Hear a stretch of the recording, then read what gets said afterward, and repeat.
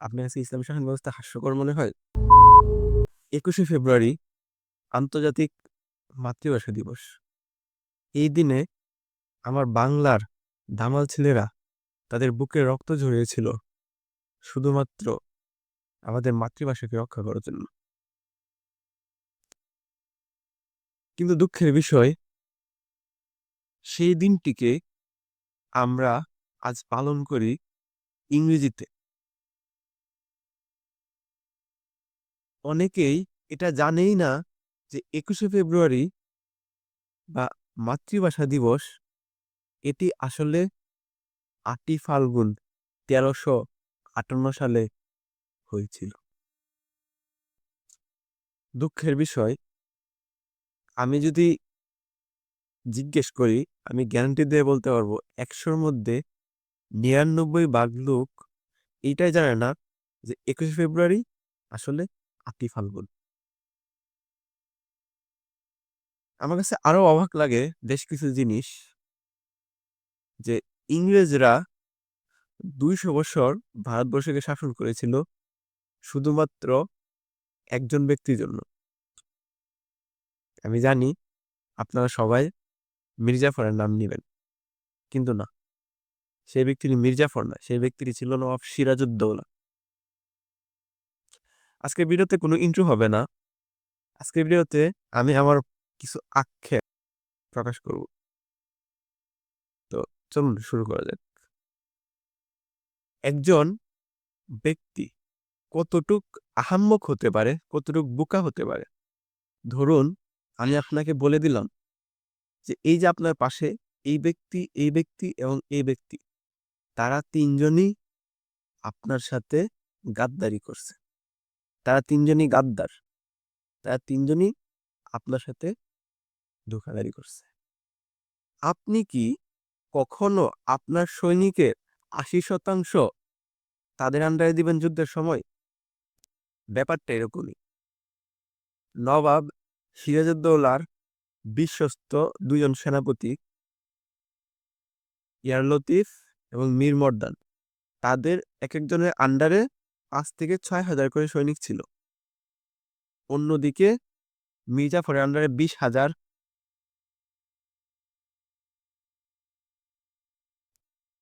অন্যদিকে গাদ্দারদের আন্ডারে প্রায় 35 থেকে 40 হাজারের মতো সৈনিক ছিল।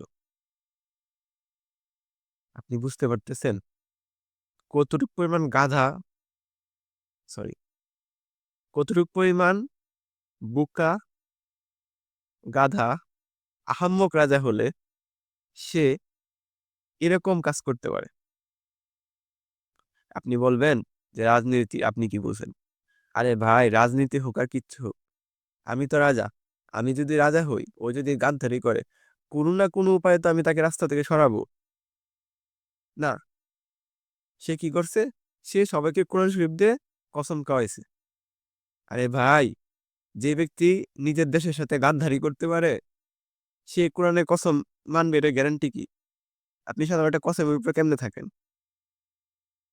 আপনি আপনি একদমই অবাক হবেন এটা শুনে, যে বাঙালিদের টোটাল সৈনিক ছিল প্রায় 50 থেকে 60 হাজার। অন্যদিকে ইংরেজদের সৈনিক ছিল মাত্র 3 থেকে 5 হাজার। 10 গুণ পার্থক্য। তারপরে বাংলার সৈনিকরা হারছে। আপনি বলতেছেন মির্জাফরের গাদ্দারির জন্য হারছে? জীবনেও না।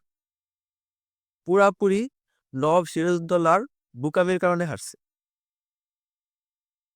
খুব কষ্ট লাগে ভাই এই জিনিসগুলো বলতে।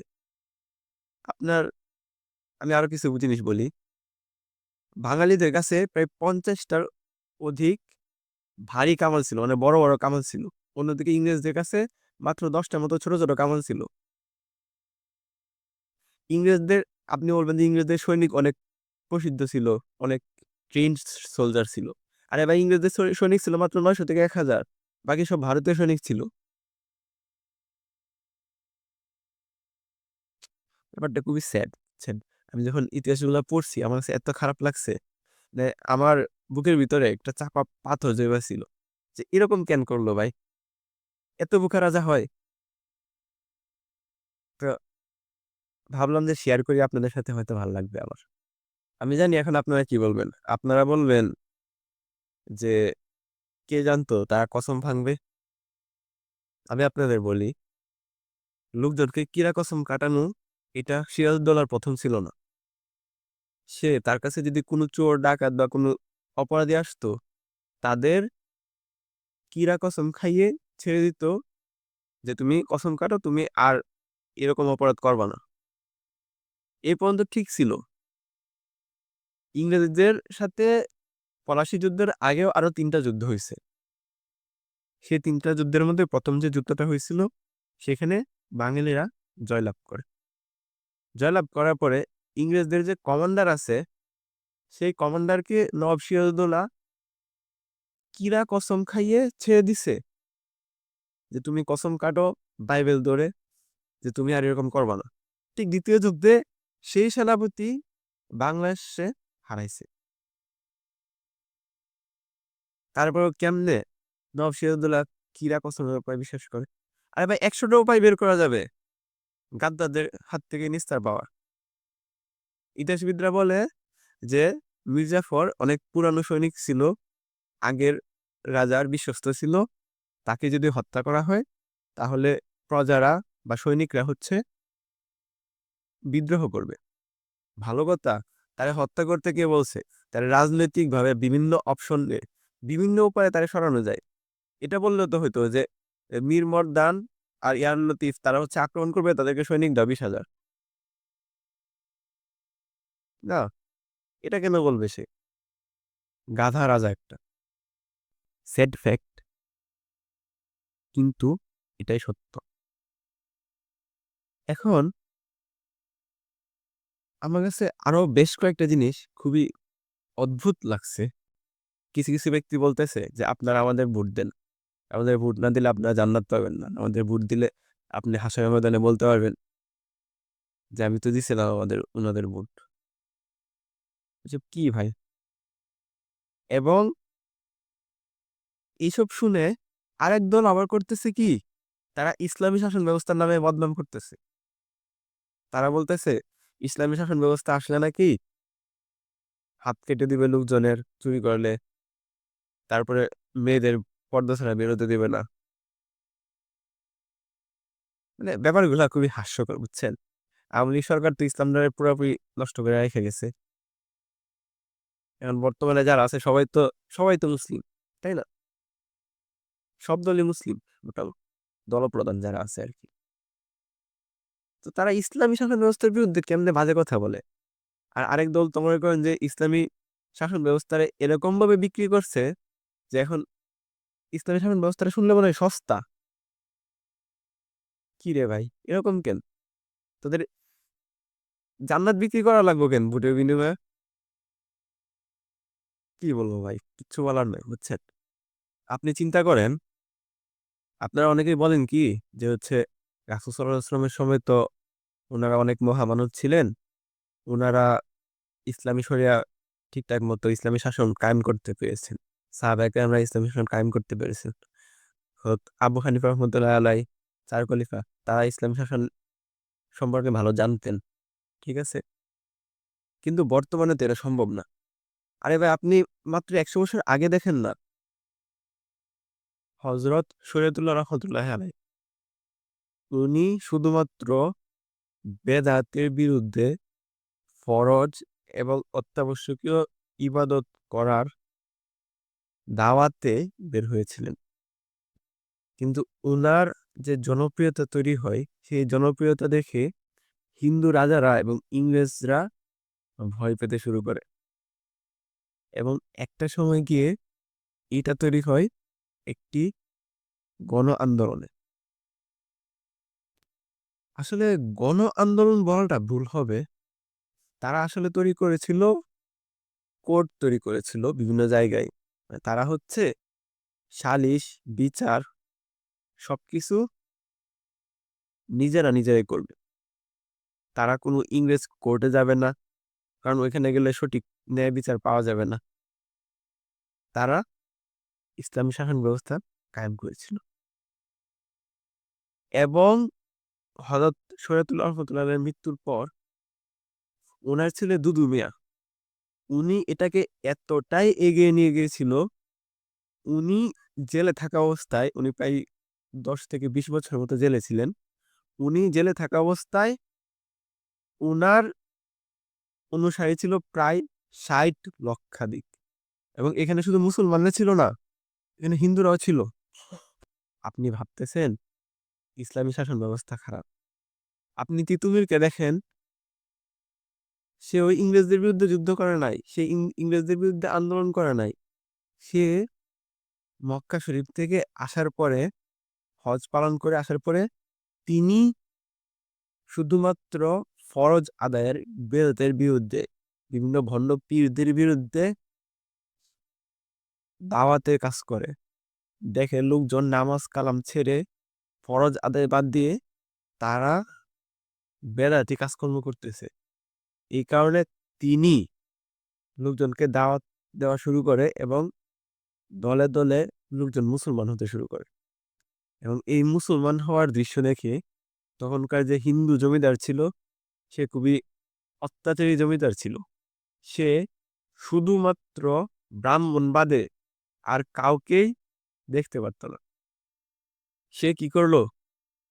সে মুসলমানদের উপরে কর আদায় বাড়িয়ে দিল। সে মুসলমানদের নামাজের উপরে কর, মসজিদের উপরে কর, যে কোনো ইবাদতের উপরে কর। এরকম অত্যাচার দেখার পরে লোকজন তিতুমিরকে ধরলো যে আপনি একটু দেখেন ব্যাপারটা কিছু করা যায় কিনা। তিতুমির জমিদারের কাছে গিয়ে বলল, দেখেন, আমি আপনাদের বিরুদ্ধে কোনো বিদ্রোহ করতেছি না, আমি জাস্ট ইসলামের দাওয়াত দিচ্ছি। কিন্তু জমিদার শুনে না। তিনি বাধ্য হয়ে তার অনুসারীদের নিয়ে বাঁশের কেল্লা তৈরি করলেন এবং তিনি ঘোষণা দিলেন যে আমরা জমিদারকে কোনো কর দিব না। এবং সেটাই হলো। প্রথমে জমিদাররা একবার যুদ্ধ করলো চোরের মতো, তার সরাসরি সম্মুখ যুদ্ধ করে নেয়। প্রথমবার তারা টুক করে কিছু লোকজনকে হত্যা করে চলে গেল। পরে আবার একই কাজ করলো তারা, চোরের মতো ঘাত লাগিয়ে হত্যা করে চলে গেল। তৃতীয়বার তিতুমির সে লোকজনকে ট্রেনিং দেওয়া শুরু করলো এবং তারা ফুল ফোর্স যুদ্ধ করলো এবং ইংরেজ জমিদাররা গো হারান হয়ে চলে গেল। তিতুমির তার অনুসারীদের নিয়ে বাধ্য হয়ে তিতুমির তার অনুসারীদের নিয়ে একটি বাঁশের কেল্লা নির্মাণ করলো এবং তিনি ঘোষণা দিলেন যে এখন থেকে আপনারা কেউ ইংরেজ জমিদারকে কর দিবেন না। ইংরেজ জমিদার বলতে তখনকার জমিদার ছিল হিন্দুরা, কারণ হিন্দুরা খুব ভালো ইংরেজদের পা চাটতে পারত। আমি হিন্দু ভাইদের বিরুদ্ধে বলতেছি না, আমি তখনকার হিন্দু জমিদারদের কথা বলতেছি। তারা খুবই ভালো পা চাটতে পারত, যার কারণে তারা ইংরেজদের পা চাটত আর সাধারণ নিরীহ কৃষকদের অত্যাচার করত। সেটার মধ্যে হিন্দু মুসলমান সবাই ছিল। তখনকার সময়টা এতটাই অন্ধকার ছিল, শুধুমাত্র ব্রাহ্মণ বাদে বাকি সবাই নির্যাতিত হতো। ওই সময় তিতুমির যে শাসন ব্যবস্থাটি চালু করেছিল তার ছোট্ট একটি জায়গার মধ্যে, সেই শাসন ব্যবস্থাটি ছিল ইসলামী শাসন ব্যবস্থা এবং লোকজন বেশ সুখে শান্তিতে থাকতে থাকলো। দুইবার সুখটা বেশি দিন থাকে নাই, বাট সেটা ইসলামী শাসন ব্যবস্থা ছিল।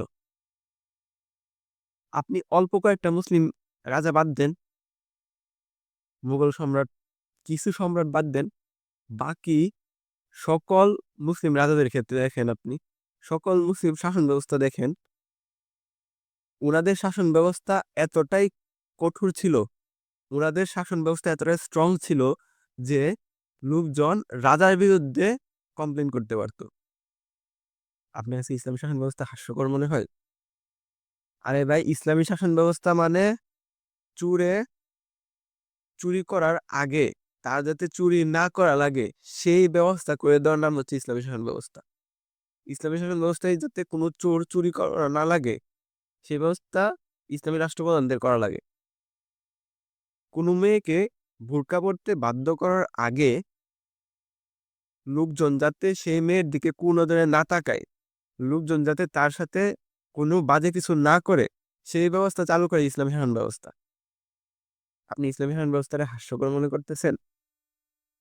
ইসলামী শাসন ব্যবস্থায় যদি কেউ দর্শন করে, সেই দর্শনের শাস্তি হচ্ছে ডিরেক্ট পাথর মেরে মৃত্যুদণ্ড, সবার সামনে। আজকে দেখেন তো কয়টা মামলা কোর্টের মধ্যে ঝুলে আছে, দর্শন মামলা। ইসলামী শাসন ব্যবস্থায় কেউ যদি পরকীয়া করে, তাহলে তাকে জনসম্মুখে অর্ধেক মাটির নিচে পুঁতে তারপরে তাকে পাথর মেরে হত্যা করা হয়। আজকে দেখেন পরকীয়ার জন্য কত ধরনের অঘটন করতেছে, চুরি ডাকাতি খুন। ইসলামী শাসন ব্যবস্থায় যে রাষ্ট্রপ্রধান, তার যে বেতন, সেই বেতনের বাদে সে একটা টাকা তার পকেটে করতে পারবে না। আপনি কি ভাবতেছেন ইসলামী শাসন ব্যবস্থা মজা? আমি অনেক শাহবাগীদের দেখছি, তারা হচ্ছে ইসলামী শাসন ব্যবস্থা নিয়ে কটূক্তি করে। আরে ভাই, আপনি যেই সভ্য সমাজের কথা বলতেছেন, আপনি আমেরিকা দেখেন না, আমেরিকার প্রেসিডেন্ট কিশোরী বাচ্চাদের, বললাম না, জেফ্রি অ্যাপস্টাইনের ফাইলগুলো দেখেন না, এতে তো সুশীল সমাজের প্রেসিডেন্টরা বাচ্চা বাচ্চা কিশোরীদের এত বাজে কাজ করছে। কই একটা শাহবাগীকে তো দেখলাম না, একটা বামপন্থীকে তো দেখলাম না, একটা নারীবাদীকে তো দেখলাম না যে তারা এটার বিরুদ্ধে কোনো রকমের প্রতিবাদ করছে। কই রাস্তায় নামছে তারা?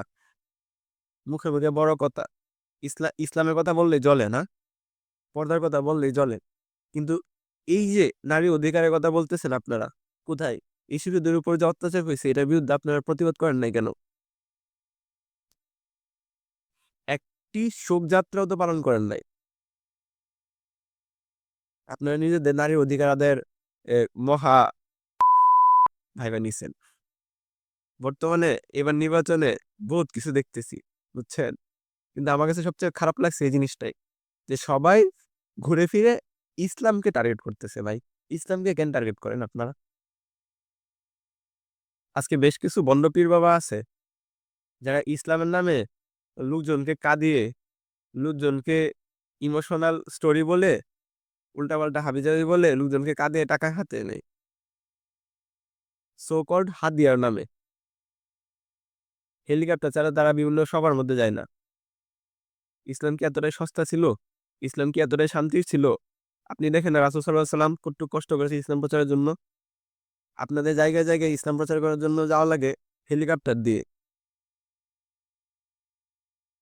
ইসলাম প্রচারক, সো কল্ড হুজুর। আপনারা তো রাসূলের কথাই মানেন না। রাসূল সাল্লাল্লাহু আলাইহি সাল্লাম বলছে এসে পরে ঘুমায় যাওয়ার কথা। আপনারা রাতে 12টা 1টা পর্যন্ত বয়ান করেন। বয়ান করার পরে আপনাদের বয়ান শুনে গেছে সবাই শান্তিতে ঘুমায়, ফজরের নামাজ পড়ে না। আপনারা এদের হুজুর বলেন। অনেক কথা বলে ফেলছি। আসলে আক্ষেপ, বুঝছেন? মানে একদলকে দেখতেছি জান্নাত বিক্রি করতেছে, একদলকে দেখতেছি ইসলাম বিক্রি করতেছে, একদলকে দেখতেছি ইমোশনাল ড্রামা করতেছে, আরেক দলকে দেখতেছি যারা একসময় শেখ হাসিনার পা চাপতো, যখন শেখ হাসিনা চলে গেছে এখন তারা হচ্ছে শেখ হাসিনা বিরোধী আন্দোলনের রূপকার, বুঝছেন? আরেক দলকে দেখতেছি যে ইসলাম নিয়ে হাসতেছে। ভাই, কেন ইসলাম নিয়ে হাসবা তোমরা? তুমি কি মুসলমান না? তুমি রাষ্ট্রপ্রধান, তুমি নিজেও তো মুসলমান, তা তুমি কেন ইসলাম নিয়ে হাসবা? সো কল কিছু শাহবাগী আছে যারা ইসলামের কথা শুনলে জ্বলে, কারণ তারা ইসলামরে ভয় পায়। ইসলাম আসলে তো তারা এরকম উলঙ্গপনা করতে পারবো না, ভার্সিটিতে কনসার্টের নামে গাঞ্জা খাইতে পারবো না। যাক, অনেক কিছু বলে ফেলছি। আমি কোনো রাজনৈতিক কথাবার্তা বলতে চাই নাই, ঠিক আছে? আসলে আমি জানি না আমি কি বলবো, আসলে আক্ষেপ কিছু প্রকাশ করলাম। সিরাজউদ্দৌলা ইংরেজ কমান্ডারকে কসম খাইয়ে ছাইড়া দিছে। সে এটা দেখে খুশি মনে গিয়ে সেরা কৃষকদের চাবুক পিটা করছে। কেন? কারণ রাজা তো বোকা, রাজা তো কোনো কিছু করবে না, জানে ইংরেজরা কসম খায়, আমার কৃষকরা চাবুক খায়। হিন্দুরা পা চাটে, আমার কৃষকরা কষ্ট করে। আপনারা অনেক সময় কার্টুন দেখছেন ছোটবেলায়, সবাই কার্টুন দেখছেন। গোপাল ভাঁড় বিশাল দেশভক্ত ব্যক্তি। অরিজিনালি গোপাল ভাঁড় এবং রাজা কৃষ্ণচন্দ্র তারা ২ জনই ইংরেজদের পক্ষে বাঙালিদের বিরুদ্ধে ষড়যন্ত্র করছিল। কষ্ট লাগে ভাই, বুঝছেন? কষ্টগুলা কারে বলবো আমি জানি না। মানে এই কারণে আজকে আপনাদের সাথে শেয়ার করলাম। আমি কোনো রাজনৈতিক দলের সাথে সম্পৃক্ত না। সত্যি কথা। আমারে একদল অ্যাপ্রোচ করছিল যে, "ভাই দেখেন আপনি তো নামাজ-টামাজ পড়েন, দাড়ি-দুড়ি আছে। আপনি আসেন আমাদের দলে আসেন। ইসলামী রাজনীতি করা তো ফরজ।" আমি বললাম, "ভাই আপনি তো ঠিকই বলছেন ইসলামী রাজনীতি করা ফরজ। কিন্তু আমি তো আপনাদের দলে কেউ দেখলাম না যে পুরাপুরি লম্বা দাড়ি রাখতে। আপনাদের সবার দাড়ি তো কাটা।" লোকটা মন খারাপ করে চলে গেছিল। কিছু করার নাই ভাই। আমি এমন একটা ইসলামী দলের পক্ষে কেমনে যাব, যাদের অধিকাংশের দাড়ি নাই, তারা আবার ইসলামী দল হিসেবে ঘোষণা করে। যাই হোক, আজকের মতো এই পর্যন্তই। আমার জন্য দোয়া করবেন। আমি কোনো রাজনৈতিক কনটেন্ট বানাই নাই। সম্পূর্ণই আমার আক্ষেপ, আমার কষ্টের কথাগুলো প্রকাশ করছি। তো কেউ সাংগঠনিকভাবে নিবেন না, কেউ রাজনৈতিকভাবে নিবেন না। আমি সবার কথাই বলছি মোটামুটি। ঠিক আছে? আজকের মতো এই পর্যন্তই। দেখা হবে অন্য কোনো ভিডিওতে আমাদের ইউজুয়াল টপিকে, ফ্রিল্যান্সিং অ্যান্ড বিজনেস। এই ভিডিওটা একদমই আনইউজুয়াল ছিল। ঠিক আছে? তো আল্লাহ হাফেজ।